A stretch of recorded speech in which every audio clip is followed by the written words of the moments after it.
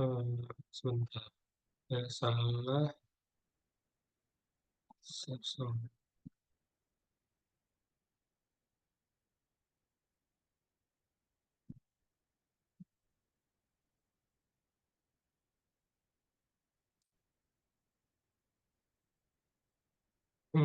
Oke, Assalamualaikum warahmatullahi wabarakatuh. Selamat pagi menjelang siang teman-teman semuanya. Silakan menghidupkan kamera. Perkuliahan ini akan segera saya mulai. Kurang lebih mungkin sekitar 1 jaman saya akan ngebahas tentang konsep atau pengertian dari pelayanan prima. Ini adalah pertemuan kedua lanjutan dari topik selanjutnya yang akan kita diskusikan pada hari ini. Tertampil di layar adalah token presensi yang bisa teman-teman pergunakan. Silahkan di-input bagi yang merasa belum menginput token presensinya. Kodenya ada U, H, UU. Eh, Semalam saya sudah ngebagiin link Zoom kalau perkuliahan ini dilaksanakan secara daring ya dalam jaringan atau online. Kita akan menggunakan link Zoom yang sama. Nanti silakan scroll lagi saja kalau sudah menumpuk pengumuman yang saya bagikan via Google Classroom tersebut. Saya juga ngebagiin modul. Modul itu sebenarnya saya bikin supaya apa yang saya sampaikan di dalam presentasi itu bisa teman-teman eksplor lebih lanjut. Kemungkinan besar lebih lengkap dibandingkan dengan apa yang saya tulis di dalam slide presentasi saya. Sebagai catatan bahwa modul tersebut itu belum 100% sempurna, masih akan saya perbaiki secara berkala, tapi sementara saya rasa bisa untuk dipergunakan dalam waktu semester ini. Modul tersebut tidak akan selalu ada, prosesnya masih dalam pembuatan supaya lebih bagus, supaya lebih lengkap. Sebagai catatan mungkin pada periode kali ini teman-teman bisa mencari atau mendapatkan sumber-sumber referensi lainnya pada internet atau e-book atau buku-buku lainnya seperti yang saya sampaikan di perkuliahan di kelas minggu lalu. Jadi tidak akan menjadi satu-satunya sumber referensi yang bisa teman-teman pergunakan. Slide saya itu ada berapa tuh? 14.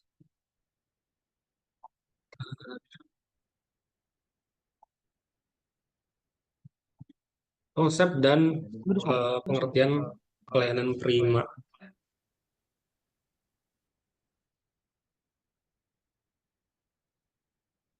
Sebelum kita mulai, mungkin saya ingin memutarin video, salah satu video berkaitan dengan pelayanan prima atau pelayanan yang diberikan oleh si customer service sebuah bank. Kalau nggak salah saya ini saya masukin di Bank BTN. Saya ingin kita punya persepsi yang sama terlebih dahulu berkaitan dengan pelayanan prima ini. Mungkin waktunya bisa diperhatikan ke layar sebentar. Saya cek dulu ya audionya ini kalau teman-teman nanti kedengaran atau enggak ya. Panduan standar layanan customer service. Audionya masuk atau tidak? Audio dari YouTube? Masuk Pak, aman. Masuk. Oke. Selamat pagi, dengan Devi Customer Service. Silakan duduk. Terima kasih, Mbak. Dengan Bapak siapa? Saya Teguh. Bapak Teguh, ada yang bisa saya bantu? Saya ingin membuka rekening tabungan Citra Pensiun. Bapak Teguh mau buka tabungan Citra Pensiun ya, Pak? Boleh saya jelaskan mengenai tabungan Citra Pensiunnya ya, Pak? Sebelumnya Bapak Teguh sudah memiliki rekening di Bank BTPN? Belum, Mbak. Belum ya? Jelaskan produk atau informasi lainnya dengan lengkap menggunakan bahasa yang santai dan sopan. Gunakan tangan terbuka untuk memandu nasabah dalam penyampaian informasi kepada nasabah. Apakah penjelasan saya sudah cukup jelas, Pak?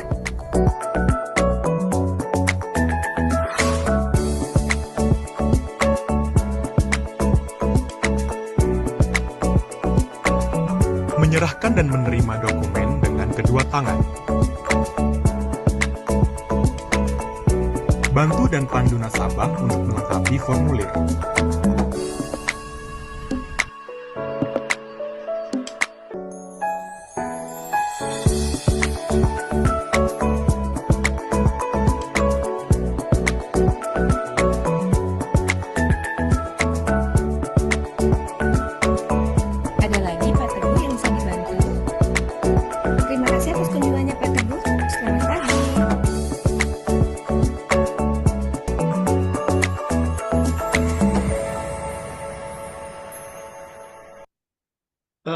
contoh dari standar operasional prosedur yang dilakukan oleh customer service dari Bank BTPN. Kalau kita lihat dia di sana begitu memperhatikan hal detail, misalkan ketika datang pengunjung atau dalam konteks ini adalah nasabah, misalkan nasabah datang, si CS-nya wajib untuk berdiri, senyum sapa salam, menyapa, menanyakan kebutuhan, kemudian customer service-nya perlu untuk eh, atau mengulang kembali keinginan dari si bapak tadi, misalkan dia tadi pengen buat tabungan, oke, bapak pengen buat tabungan, apakah sudah pernah punya tabungan BTPN sebelumnya?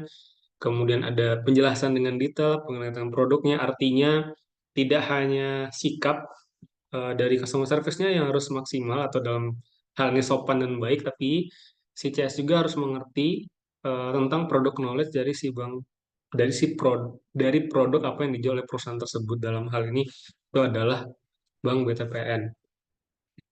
eh Kalau saya punya video satu lagi sebenarnya, kalau kita lihat ini saya coba dari sisi yang sebelah, dari sisi keamanan. Saya pengennya dapetin dari bank yang terkenal paling BCA ya, tapi nggak dapet videonya. Jadi ini kurang lebih saya rasa bank itu punya standar operasional yang kurang lebih sama, tergantung nanti seberapa ketat pelaksanaan itu di lapangan. Misalkan satu lagi videonya. Panduan standar layanan security. Selamat pagi Bapak, selamat datang di BTPN. Ada yang bisa saya bantu Bapak? Saya mau store tunai, Pak. Baik Bapak, silakan nomor antriannya Bapak. Bantu dan arahkan nasabah menuju ke mesin antrian.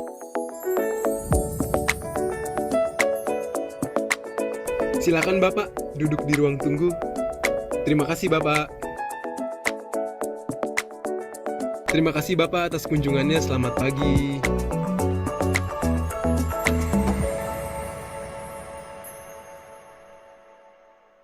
Nah, untuk yang ini, kira-kira hal detail apa yang teman-teman perhatikan ketika menonton video yang kedua?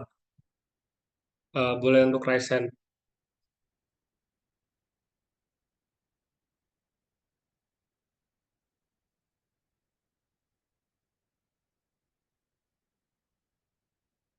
Kalau itu saya mau ke Dimas Arya. Dimas Arya monitor. Ah, ini dia. Mas Dimas. Ya, Pak. Kira-kira nih, setelah Anda melihat dari video yang kedua berkaitan dengan pelayanan yang diberikan oleh Satpam, apa tuh hal-hal detail yang kira-kira bisa Anda tarik kesimpulan? Eh, mungkin memberikan pelayanan yang baik kepada para pengunjung dan memberikan informasi agar pengunjung tidak bingung, Pak. Pengunjung tidak bingung. Oke, ada lagi?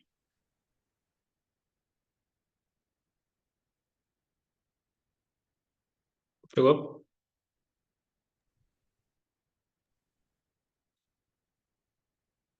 Cukup? Cukup, Pak. Cukup, oke. Saya lempar ke yang lain. Ada lagi? Terima kasih, Dimas. Ada lagi yang lain?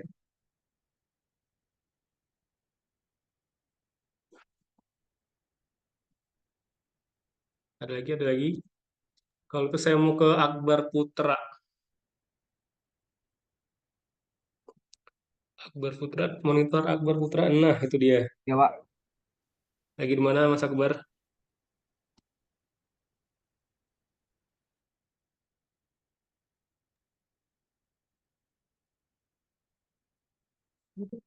Masih di mute?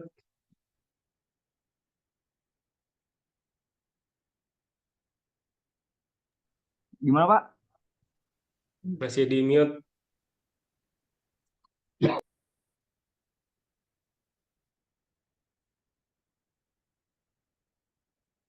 Gimana, Akbar?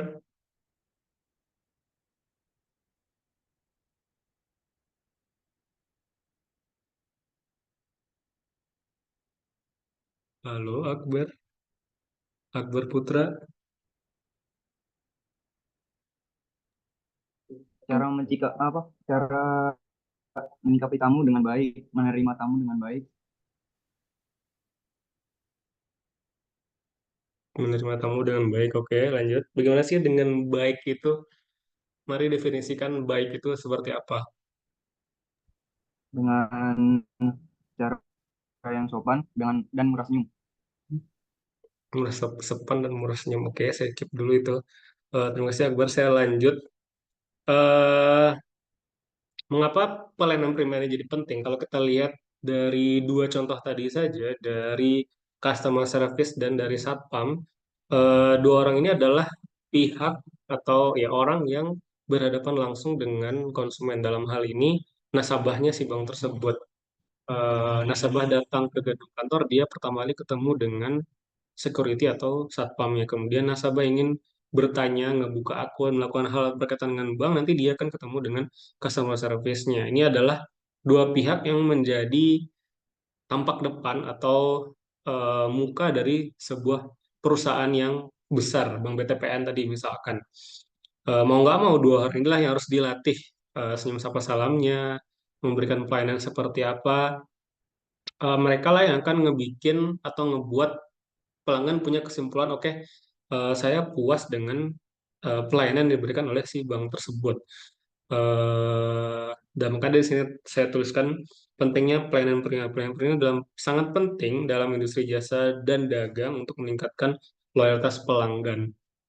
Makanya kalau dengar eh, isunya misalkan orang yang datang ke bank nggak peduli pakaian itu seperti apa, mau pakai celana pendek kah, mau pakai urak-urakan kah rambutnya misalkan selama dia adalah nasabah bank ya bank akan 100% memberikan pelayanannya yang maksimal. Beda mungkin kalau kita datang ke saya nggak pengen nyebut tempat misalkan kalau kita datang ke tempat kita cuman pakai sama pendek pakai motoran pakai jaket misalkan tuh langsung dianggap remeh, beda sama orang yang misalkan parkir datang pakai mobil pakai kendaraan yang keren pakai tampilan yang necis necis misalkan langsung memberikan pelayanan yang berbeda. Ada tuh tempat-tempat yang seperti itu. Saya lanjut. Beberapa pengertian pelayanan prima yang coba saya inputkan di sini. Yang pertama itu dari Barata, bukunya Barata 2003. Beliau bilang bahwa pelayanan prima merupakan kegiatan atau urutan kegiatan dalam interaksi langsung antara individu atau mesin secara fisik. Eh, Sorry, ada orang. Artinya kalau pakai versinya Barata ini, artinya kalau dalam konteks bank misalkan pelayanan itu tidak hanya diberikan oleh customer service dan security-nya, tapi juga dalam bentuk mesin. Misalkan dari sisi anjungan tunai mandirinya, apakah ATM-nya sering mengalami gangguan atau error, atau mungkin duitnya sering kehabisan, atau mungkin eh, kalau kita buka mobile banking, sering aplikasi mobile bankingnya itu mengalami gangguan atau mengalami error tuh. Itu bank daerah paling tidak sepengalaman saya sering banget mengalami hal tersebut. Mobile bankingnya kadang-kadang tidak bisa dibuka, kadang-kadang crash, padahal internetnya lancar, padahal sinyalnya bagus, tapi memang sistem atau softwarenya saja memang yang kurang memadai misalkan. Versi Barata tidak hanya melihat dari sisi manusia, tapi dari sisi mesin yang melakukan interaksi dengan si konsumen atau dalam hal ini nasabah bank tadi. Tujuan utamanya apa? Tentu balik lagi untuk memberikan kepuasan kepada bank. Anggaplah karena kita sekarang sering digital, buka mobile banking, kalau sering error, tentu kita jadi keganggu transaksi kita. Misalkan harusnya pengen transfer saat ini juga, harus ada tagihan harus dibayar karena mobile bankingnya error, jadi terkendala di dalam pembayaran. Kalau versinya KBBI, Komputer Bahasa Indonesia, ini saya ambil versi KBBI adalah pelayanan itu adalah usaha untuk melayani kebutuhan orang lain. Dia langsung ngambil definisi seperti ini, usaha untuk melayani kebutuhan orang lain, cara ringkasnya. Saya juga ngambil versinya peraturan Kementerian Pemberdayaan Aparatur Sipil Negara atau Menpan, ini nomor 81 tahun 93 tentang pedoman tata laksana pelayanan umum. Saya juga masukkan versi undang-undang. Kenapa? Kita mungkin sering mendengar bahwa pelayanan yang diberikan oleh birokrasi pemerintahan terkadang lambat, terkadang lelet, misalkan terkadang tidak sesuai. Sebenarnya itu kan sebenarnya ada aturan yang berlaku mengenai ASN-ASN tersebut. Nah, kalau versinya pemerintah, pelayanan atau mereka nyebutnya sebagai pelayanan umum adalah segala bentuk pelayanan yang diberikan oleh pemerintah pusat, daerah, dan BUMN maupun BUMD untuk memenuhi kebutuhan masyarakat.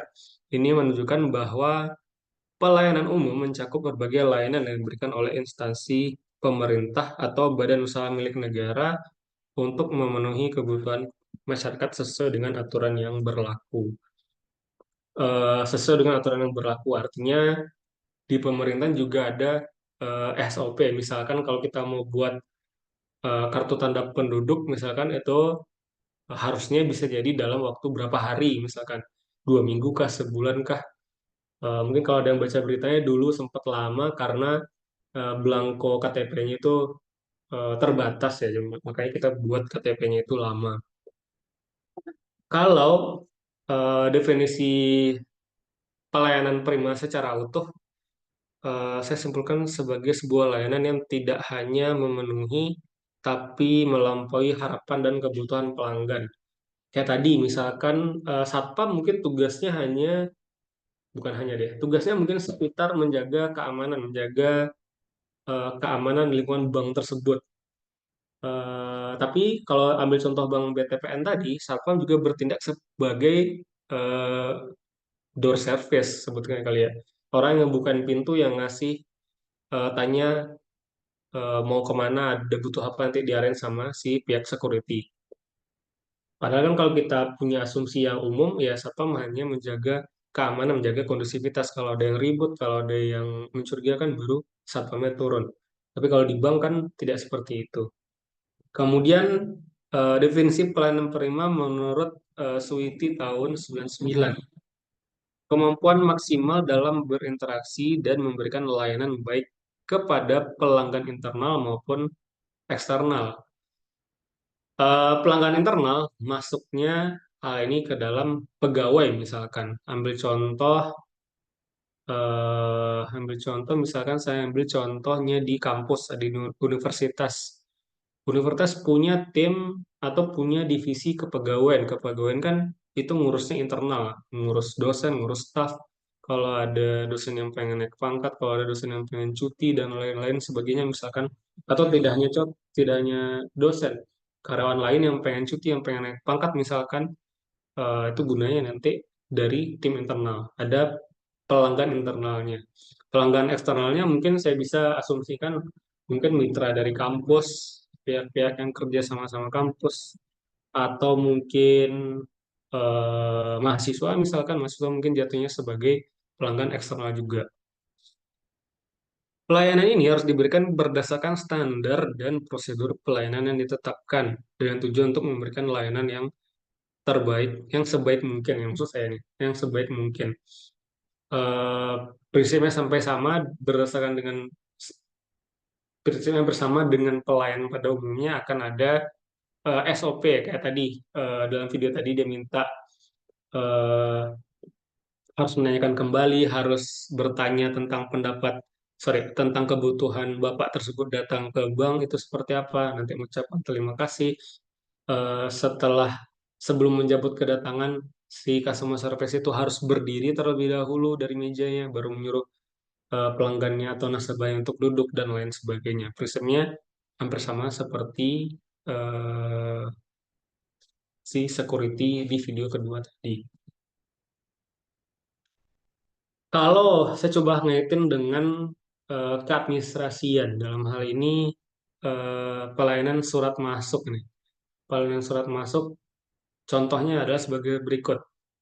Surat terima oleh seorang petugas, nanti petugas berarti punya kewajiban untuk memisah-misahkan surat tersebut atau dalam dan ini memasukkannya ke dalam kabinet arsip misalkan. Nanti apakah itu dibagi ke dalam abjad atau dibagi ke dalam bulan atau dibagi ke dalam berdasarkan kegiatan atau eh, divisi tertentu misalkan. Kemudian yang ketiga adalah surat diterima, pencatat surat dan kemudian dicatat dalam buku agenda atau kartu kendali. Ini saya rasa teman-teman yang OTKP mungkin lebih paham dibandingkan dengan saya. Nanti ada pencatatan, oke, eh, terima surat untuk Bapak ini dengan dari Bapak ini tanggal sekian, waktu sekian, harus dibalas tanggal berapa juga misalnya. Kemudian surat disampaikan ke pengarah surat. Apakah awalnya cuma diterima oleh customer service di bawah, nanti customer service yang ngebantu apakah surat itu butuh untuk divisi A, butuh untuk divisi B, atau untuk Mister A atau Mister B misalkan, nanti disampaikan ke pengarah surat. Atau dalam ini mungkin ada sekretaris departemennya terlebih dahulu. Surat distribusikan ke unit organisasi sesuai dengan alamat yang tertulis dalam surat. Sering disebut sebagai dengan istilah atau unit pengelola. Ini saya asumsikan mungkin misalkan dia ngirimnya ke kampus UNI yang ada di pusat ternyata. Sedangkan vokasi ada di Kulon Progo atau di Wates, sorry, ada di Gunung Kidul misalkan. Nanti dari pusat yang menyebarkan atau meneruskan ke unit-unit divisinya masing-masing. Kemudian yang terakhir tentu baru surat diterima oleh unit pengelola atau pihak yang ngebutuhin surat tersebut. eh Ambil contoh mungkin dalam eh, penerimaan nasabah tadi sudah berkaitan dengan surat, sorry, berkaitan dengan penerimaan surat mungkin sudah, mungkin ada contoh-contoh lainnya, basicnya atau basicnya itu kurang lebih sama. Misalkan kalau dulu ketika kita ambil konteks pelayanan dalam memberikan pelayanan ya. Misalkan kita pengen ngajak kerjasama pihak atau mitra kita atau mitra baru kita. Kemungkinan kita akan kayak ADP kemarin kita akan ngundang untuk dengar pendapat, eh, kita dengarkan keinginan mereka itu seperti apa masukan dari mereka, kita jamu mereka mulai dari datang ke pintu nanti ada LO-nya kemudian mengantarkan ke kursi tempat duduk, kemudian baru mungkin ada surat-surat yang perlu ditandatangani, nanti ada lagi LO-nya akan mendampingi buat penandatangan misalkan, kurang lebih pelayanannya hampir sama seperti itu. Saya balik lagi ke Berata. Di Berata itu dia sebutkan ada beberapa unsur-unsur atau mungkin kita nyebutnya sebagai itu dimensi dalam pelayanan prima. Ini kalau eh, skripsi biasanya disebut sebagai sebuah dimensi. Yang pertama itu adalah kemampuan atau ability. Kemampuan di sini mencakup pengetahuan dan keterampilan yang diperlukan untuk melaksanakan tugas dengan baik.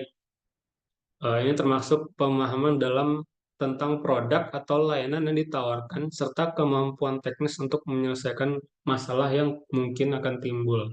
Kayak customer service di bank tadi, misalkan dia hanya pengen ngebuka akun. Mungkin customer service itu bisa ngejelasin tuh beda-bedanya jenis-jenis tabungan. Misalkan kalau yang saya tahu ada tabungan biasa, kemudian ada tabungan taplus muda, kemudian ada tabungan pegawai, kemudian ada tabungan pensiun kalau nggak salah, tabungan pensiun. Ada jenis kategori-kategori tabungan tergantung nanti nasabahnya pengen seperti apa. Ambil contoh kalau di BNI misalkan tabungan taplus muda berarti dia nggak dapat eh, buku tabungan secara fisik. Nanti buku tabungannya dikirimkan by email setiap periodenya 1 bulan sekali misalkan. Kemudian dia taplus muda biasanya biaya administrasinya tuh lebih murah, cuma Rp3.000 misalkan dibandingkan dengan taplus biasa yang sampai 5.000. Mungkin ada kekurangannya juga dibandingkan dengan biaya administrasi yang bisa lebih tinggi 5.000 misalkan dari jenis kartunya mungkin. Mungkin kalau diambil contoh di bank lain, di bank BCA ada kartu hitam BCA berarti dia sudah sampai ke tahap nasabah yang lumayan tinggi, entah itu jumlah simpanan di sana udah sampai ratusan juta, 100 juta misalkan.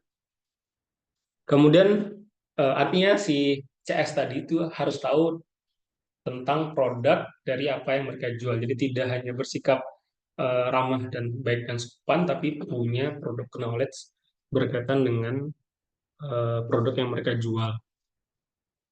Kemudian ada berkaitan dengan sikap atau attitude. Attitude sikap meliputi bagaimana seorang penyedia layanan berinteraksi dengan pelanggan. Sikap yang positif, ramah, dan siap membantu sangat penting untuk menciptakan pengalaman yang menyenangkan bagi pelanggan. Mungkin ini terdengar sangat-sangat biasa, bukankah kita memang harusnya seperti itu, tapi pada pelaksanaannya sebenarnya hal ini sangat-sangat sulit. Ambil contoh, mungkin yang sering senyum itu misalkan pramugari di pesawat misalkan.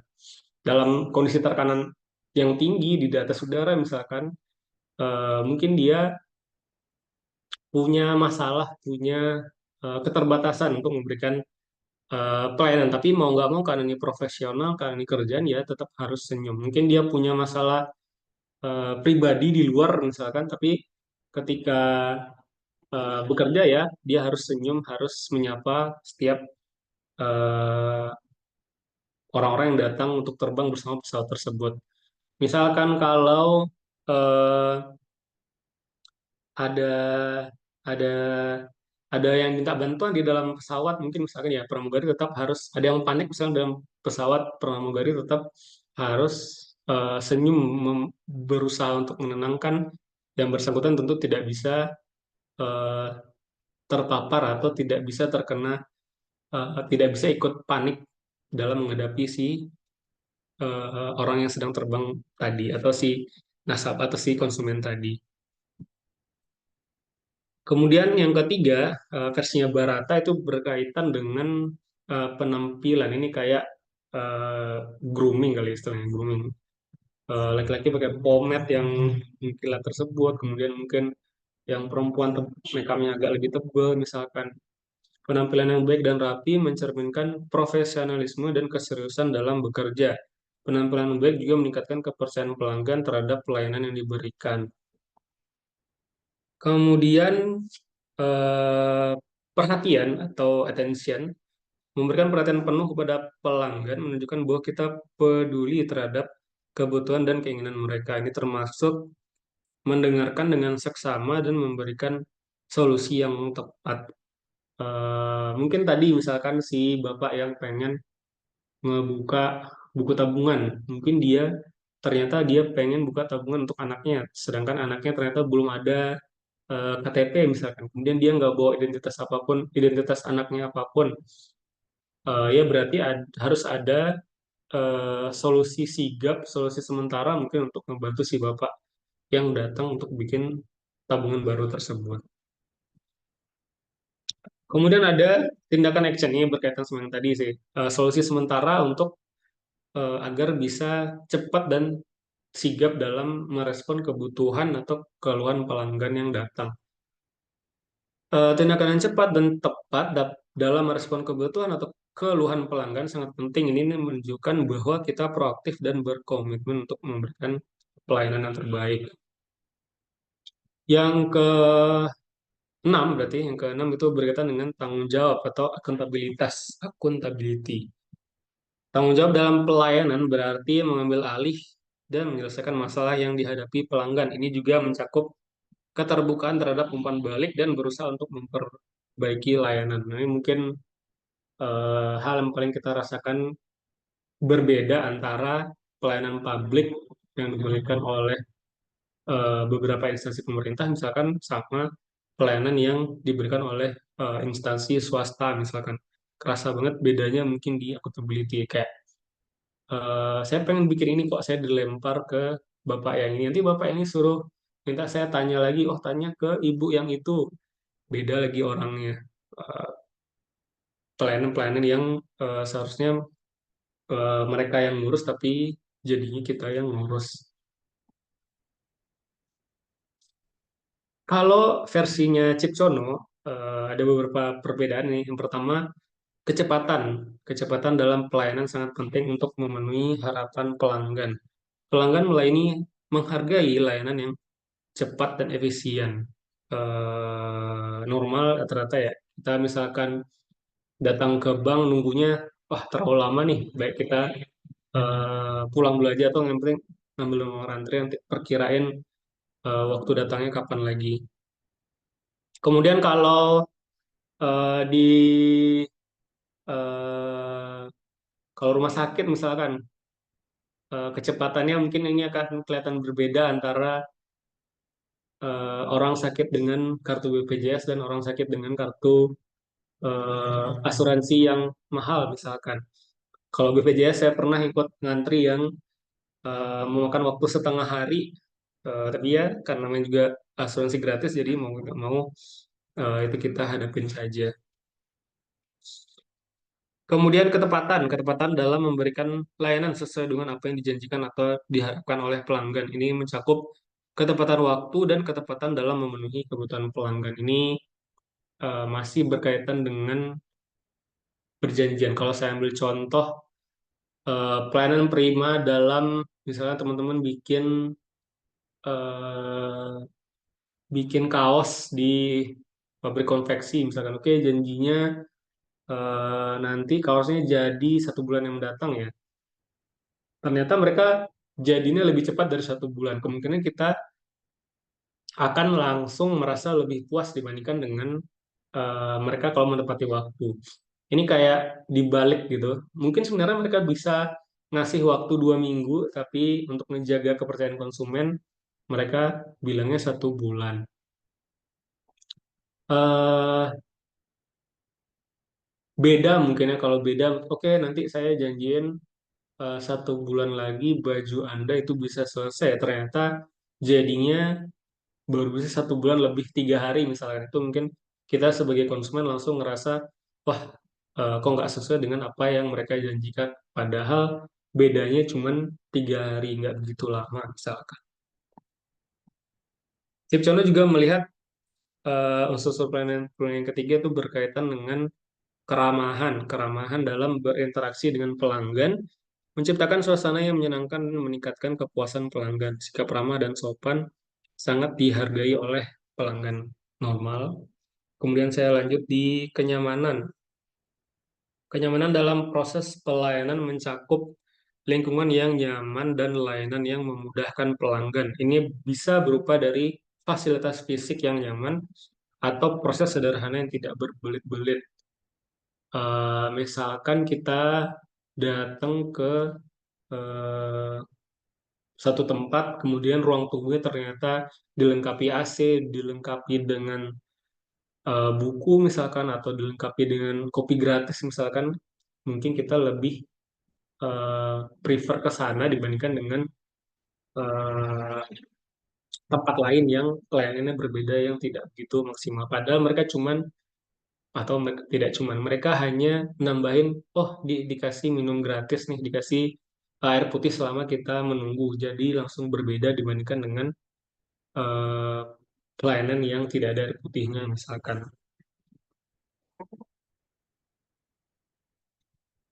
Kurang lebih itu sebenarnya adalah konsep dari pengertian pelayanan prima. Pelayanan prima kalau saya harus simpulkan berarti adalah sebuah kombinasi dari berbagai unsur yang bertujuan untuk memberikan pelayanan yang terbaik kepada pelanggan. Terbaik ini kita harus definisikan dalam sebuah standar operasional prosedur. Makanya tadi saya ngambil contoh versi customer service bank dan versi security dari bank. Kemudian pentingnya kemampuan teknis, sikap positif, penampilan, perhatian, dan tindakan serta cepat dalam memberikan pelayanan. Ini adalah poin-poin yang harus diperhatikan ketika orang tersebut atau ketika kita sebagai seseorang yang memberikan pelayanan misalkan itu mencoba untuk memberikan layanan kita kepada konsumen atau pelanggan-pelanggan kita. eh Balik lagi, saya rasa ini sebenarnya hal-hal yang kita sudah lakukan sehari-harinya. Misalkan ambil contoh pelayanan prima yang paling dekat, teman-teman janjian dengan satu sama lain. Ya kalau janjian jam 8 mungkin jangan berangkatnya baru jam 8 misalkan. Atau mungkin eh, teman-teman punya sebuah jasa bisnis usaha tadi kayak tadi misalkan oke janjian mungkin selesai sama konsumennya 1 bulan ya. Kalau bisa lebih cepat dari itu berarti nanti peningkatan loyalitas si pelanggannya bisa lebih tinggi atau kalau hanya terlambat 1 atau 2 3 hari misalkan konsumen tuh punya rasa sedikit goresan gitu di hatinya. Atau ambil contoh eh saya punya hutang ke teman saya misalnya nanti saya janjian saya bayar hutang saya di akhir bulan ya. Nanti ternyata baru saya bayarnya di awal bulan bulan ke depan langsung tuh mungkin teman kita jadinya tidak mau meminjamkan uangnya lagi ke kita. Contoh-contohnya sebenarnya relate dengan kehidupan kita sehari-harinya. eh dari saya paling itu saja mungkin topik pertemuan kita hari ini. Saya sebelum saya akhiri saya akan melempar tanya jawab terlebih dahulu ke forum. Kalau ada yang silakan Gita Sekarki nanti Halo, cek, cek. Suara saya masuk nggak? masuk masuk. Oke, terima kasih atas waktunya, Pak. Sebelumnya, perkenalkan saya Gita Skarkinanti, izin bertanya. Kan tadi itu pelayanan prima itu kan ada yang disebutkan sebagai kayak first impression-nya perusahaan atau instansi untuk meningkatkan kualitas perusahaan tersebut kan ya Pak. Nah terus tuh kan Mm-mm. sekarang banyak restoran tuh yang memakai tema pelayanannya itu sengaja diburuk-burukin atau mungkin bikin apa ya itu tadi keramahan sama kenyamanannya itu kurang gitu. Nah itu tuh termasuk tapi tuh pengunjungnya itu tetap banyak-banyak aja. Itu tuh gimana menurut Bapak? Apakah itu termasuk pelayanan prima karena pengunjungnya ya first impressionnya ya oke-oke aja gitu. Hmm. Terima kasih, Pak. Oke, terima kasih Gita ya berarti. Eh, Kalau Anda bilang kayak gitu, saya sih ada muncul di kepala. Kayaknya restorannya sama sih dengan bayangan Anda. Itu restoran yang kita datang, kemudian kita dihardik-hardik gitu ya. Mereka keras. Eh, saya rasa itu jatuhnya ke dalam sebuah gimmick atau brandingan. Iya, sebuah gimmick sih, gimmick marketing untuk mendatangin pelanggan. Kita tentunya punya ekspektasi kan ya. Ketika kita datang ke restoran tersebut, kita ekspektasi, oh oke nih kayaknya saya akan datang nanti akan dimarahinnya kayak gimana ya. Ekspektasi kita justru seperti itu kan ya. Kita bukan punya ekspektasi, oh nanti pelayanan mereka akan sebaik apa ya. Karena kita udah tahu kita datang ke sana memang konsep mereka itu sambil marah-marahan. Atau ada, kalau nggak salah saya pernah lihat di Instagram tuh ada si chef yang masak, setiap selesai masak nanti dia lempar kualinya gitu. Dia lempar kualinya, dia bunyi-bunyi kuali itu memang konsepnya seperti itu. Kalau gitu saya akan ngebahas atau ngambil sisi dari Brata. Di sini kalau Brata bilang kan kegiatan atau transaksi dalam internasional antara individu atau mesin secara fisik. Mungkin mereka memberikan pelayanannya tidak dalam bentuk yang ramah, tapi mungkin dari makanan yang enak, makanan yang bersih misalkan, atau mungkin toiletnya yang bersih, atau mungkin meja meja tempat kita makan tuh meja bersih dari lalat misalkan. Itu juga masuk ke dalam sebuah konsep pelayanan prima. Eh, saya kalau versi Brata tuh dia tidak membatasi antara manusia, tapi ada mesin. Mesin dalam ini saya ambil contoh ke dalam toilet yang bersih, meja yang bersih misalkan, dan lain-lain sebagainya. Tidak hanya marah-marahnya tadi, oh jadi kita punya kesimpulan ternyata kayaknya ini tidak menerapkan prinsip pelayanan yang prima. Setahu saya juga misalkan kalau yang di luar itu ya, yang marah-marah itu toh dia marah-marah nggak dalam bentuk yang urak-urakan. Dia tetap full make up, dia tetap rapi, wangi, dia tetap eh, bermaskara supaya kelihatan galak misalkan. ada effort yang dilakukan untuk memberikan pelayanan yang dalam tanda kutip galak tersebut. Kalau saya sih ngeliatnya kayak gitu ya. Gitu sih, nanti cukup menjawab nggak? Terjawab, Pak. Terima kasih. Izin bertanya lagi, Pak. Hmm. Kan Hmm. ini tuh saya ada ngeliat kalau pelayanan di Gunung Kidul sama di Yogyakarta itu tuh berbeda. Maksudnya dari segi pelayanan di mungkin di instansi yang nggak resmi. Jadi bukan kayak Hmm. Indomaret atau sejenisnya yang resmi gitu. Nah itu tuh beda banget, Pak. Nah, apakah faktor geografis itu termasuk faktor yang bisa merubah perbeda pelayanan prima tersebut, Pak? Apakah faktor geografis juga menjadi faktor yang mempengaruhi pelayanan prima tersebut? Oke. Em, Sejujurnya saya nggak tahu Gunung Kidul itu seperti apa. Yang saya dengar justru ramah-ramah saja. Tapi mungkin saya ambil contoh yang paling ekstrim deh. Mungkin nggak ya. Tapi saya ambil contoh yang paling ekstrim deh. Saya bandingin, ini mungkin agak sedikit ras ya. Saya bandingin, oh ya, saya bandingin orang Sumatera dengan orang Jawa misalkan. Mungkin orang Sumatera yang vokalnya lebih keras, lebih menekan ketika ada orang-orang dari Jawa yang berdatangan ke Sumatera ngerasa bahwa oh orang Sumatera kok galak-galak ya, orang Sumatera kok serem-serem ya. Padahal kan memang sikapnya yang seperti itu tuh, nggak ngerubah, cuman beda budayanya saja.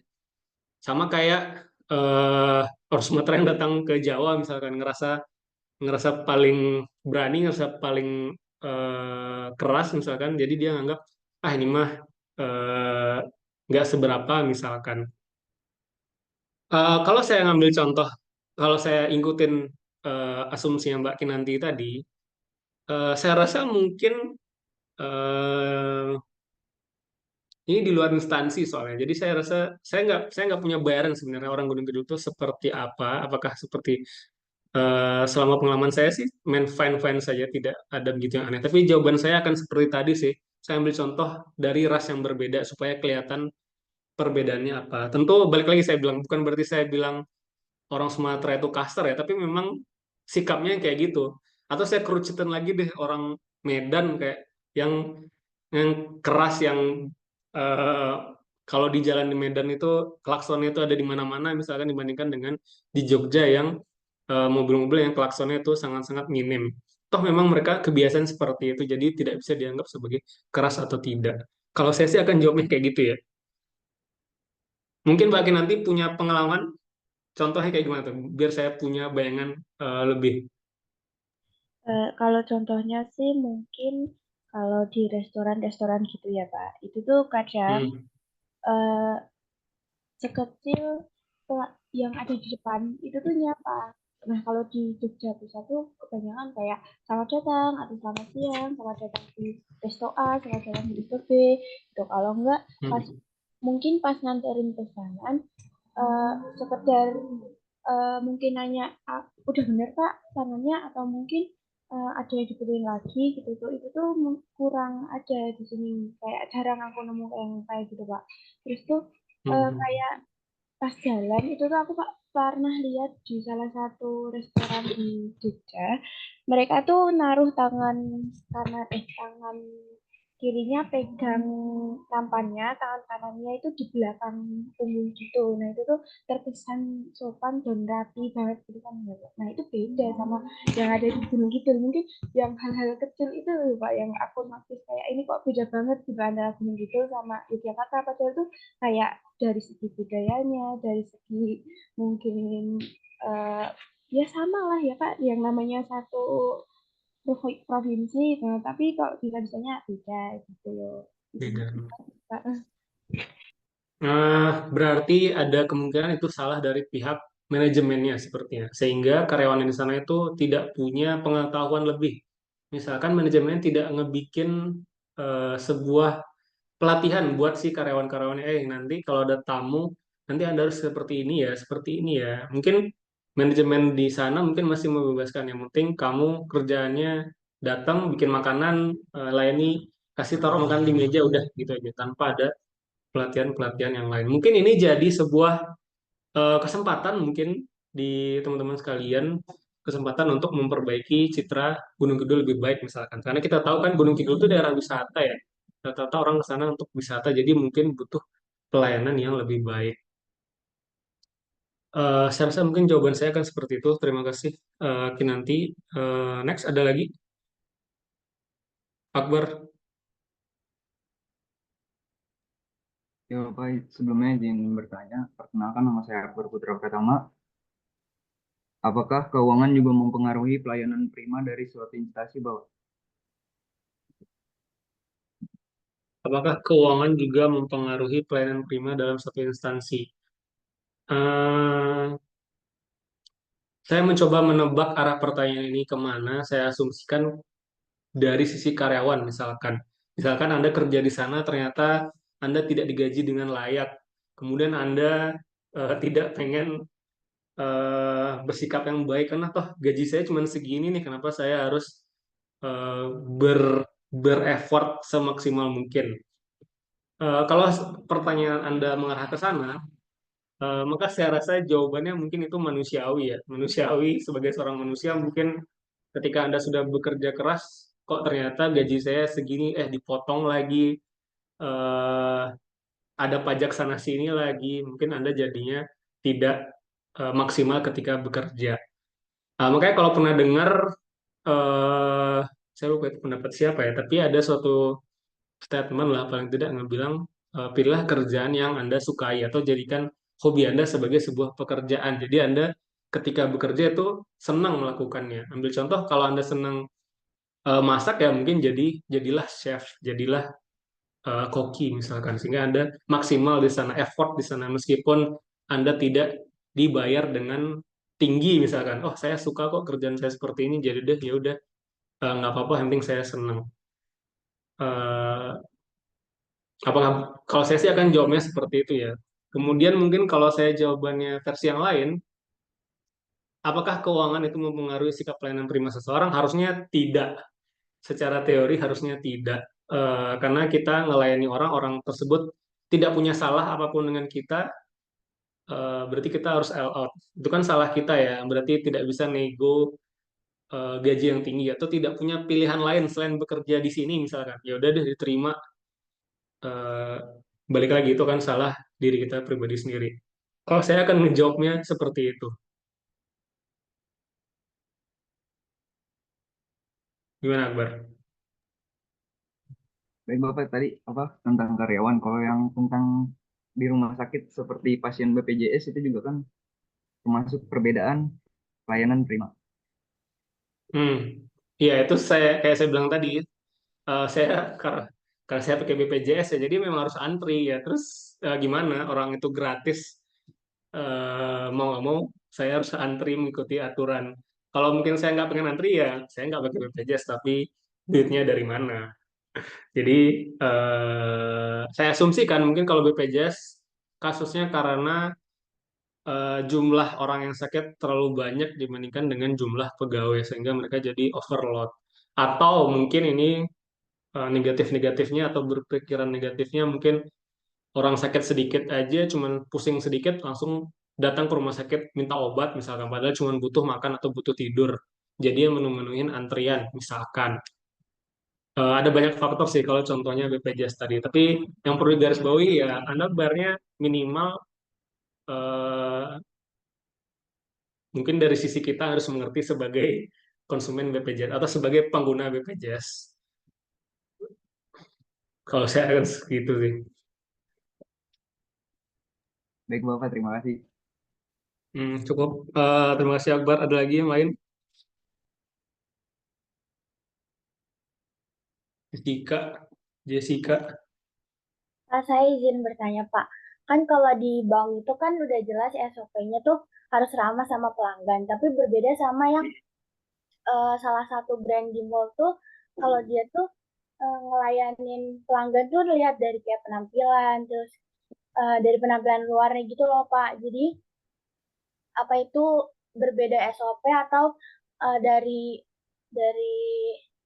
pelayanannya sendiri yang maksud dari personal orangnya tuh yang emang kurang kurang bisa menerima orang lain atau gimana gitu Pak? Oke. Eh, Kalau saya akan jawabnya seperti ini, apakah itu karena SOP? Saya rasa tidak. Pasti perusahaan atau manajemen akan meminta ke pegawainya untuk memberikan pelayanan yang 100% atau bahkan di atas 100%. Tapi kalau saya mencoba melihat dari sisi karyawan ya, kalau saya sebagai karyawan mungkin saya akan melihat misalkan ada orang datang pakai celana pendek, baju kaos doang. Satu lagi ada datang pakai jam yang mahal, pakai sepatu yang mahal, pakai baju yang mahal juga. Mungkin saya akan milih melayani orang yang kemungkinan akan membeli produk saya. Kayaknya saya nggak yakin deh orang yang pakai celana pendek, pakai kaos doang itu bisa ngebeli produk saya. Daripada saya capek-capek menjelaskan, lebih baik saya milih yang pasti-pasti saja. Saya rasa asumsi orang-orang yang membedakan pelayanan itu akan bentuknya seperti itu. Balik lagi, tentu ini harusnya tidak benar. Harusnya tuh kayak ya karyawan di bank gitu loh. Kayak kita pakai apapun, mereka tetap melayani kita sepenuh hati. Mereka tetap melayani kita, oke ini nasabah kita tanpa perlu membeda-bedakan. Tapi kalau bicara kayak itu juga saya pernah dapat pengalaman ya. Karena memang balik lagi, mungkin kita harus mengerti, mungkin pegawai tersebut sudah terlalu banyak pekerjaan, mungkin dia digaji tidak layak, mungkin dia punya masalah di tempat lain, mungkin dia hal-hal personal lainnya yang kita saja sebagai konsumen harus mengerti. Balik lagi, di sini tuh saya pengennya teman-teman tuh di sisi orang yang memberikan pelayanan. Kalau sebagai konsumen ya kita harus mengerti dong, mungkin mereka punya masalah yang berbeda. Tapi kalau kita dari sisi pemberi pelayanan, mau nggak mau kita harus 100% all out. Anda mau sakit, Anda mau punya masalah di rumah, Anda mau putus sama pacar Anda misalkan ketika Anda harus bekerja, ya harus senyum, sapa, salam misalkan. Harus tetap ngasih pelayanan terbaik. Karena profesional kerja kurang lebih seperti itu. Kalau saya sih akan menjawabnya kayak gitu ya. Oke, Pak. Terima kasih. Terima kasih. eh ada lagi? Dari saya paling sebenarnya itu saja di pertemuan hari ini. Saya sudah ngebagiin filenya tadi di Google Classroom berkaitan dengan modulnya, bisa teman-teman jadiin bacaan referensi untuk pertemuan pada minggu ini. Saya akan ngebagiin token selanjutnya sebelum perkuliahan ini saya akhiri. Baik. Berikut adalah token yang kedua.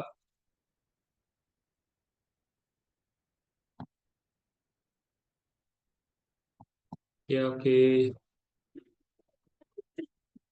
Ini adalah token yang kedua.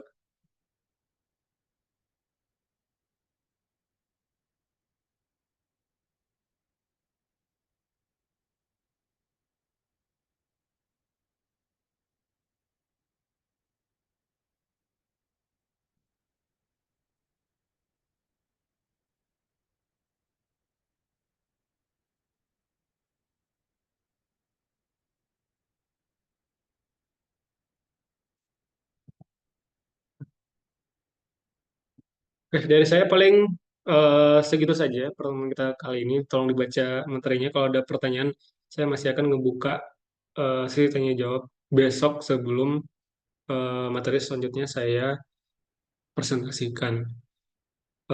Saya rasa cukup. Wabillahi taufiq wal hidayah. Wassalamualaikum warahmatullahi wabarakatuh. Waalaikumsalam. Waalaikumsalam warahmatullahi wabarakatuh. Terima kasih, Pak. Terima kasih, Pak. Selamat siang, selamat melanjutkan agendanya masing